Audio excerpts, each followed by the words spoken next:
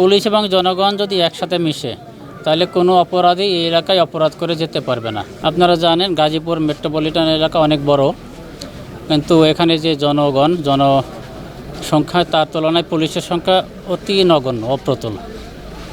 এই জন্য শুধুমাত্র পুলিশ দিয়ে এই এলাকার আইন শৃঙ্খলা রক্ষা করা একেবারে কঠিন।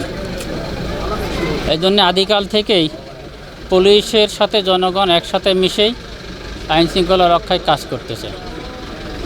পুলিশ এই এলাকার যতটুকু জানে কোথায় কী ধরনের অপরাধ সংঘটিত হয়, কে মাদক খায় বা কে মাদক বিক্রি করে বা কে ছিনতাই করে বা কে কোন অপরাধ করে, পুলিশ যতটা না জানে এই এলাকার জনগণ তার চেয়ে বেশি ভালো জানে।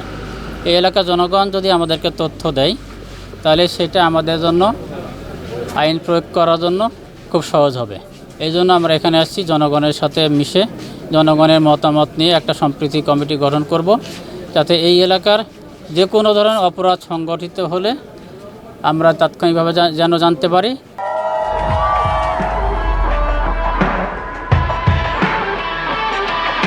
এবং তার সাথে সাথে এই এলাকায় রণপাহারা দেওয়া হবে, যাতে এই এলাকায় কোনো ধরনের অপরাধী প্রবেশ করতে না পারে। তার সাথে সাথে কেউ যেন মাদকও বিক্রি করতে না পারে, মাদক সেবনও করতে না পারে, ছিনতাইও যেন করতে না পারে। এই এলাকার মানুষ যে নিরাপদে আছে বর্তমানে, এর চেয়ে যেন অধিক নিরাপত্তা ভোগ করে। এই জন্যে আমাদের আজকের এই ক্যাম্পেইন।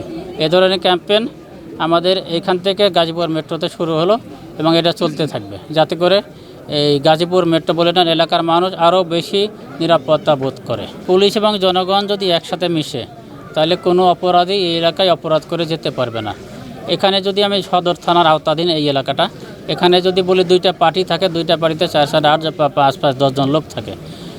আর এই এলাকায় মানুষ আছে মনে করেন 2 লক্ষ। 10 জন আর 2 লক্ষ কত হয়? 2 লক্ষ 10 জন হয়ে গেল। মানে এরা সবাই কিন্তু এখন পুলিশের সাথে একত্রিত হয়ে একাত্ম হয়ে কাজ করবে। সুতরাং এই এলাকায় আর কোনো অপরাধী এসে কোনোভাবেই বের হতে পারবে না। অপরাধ করে এত সহজে তারা পার পাবে না।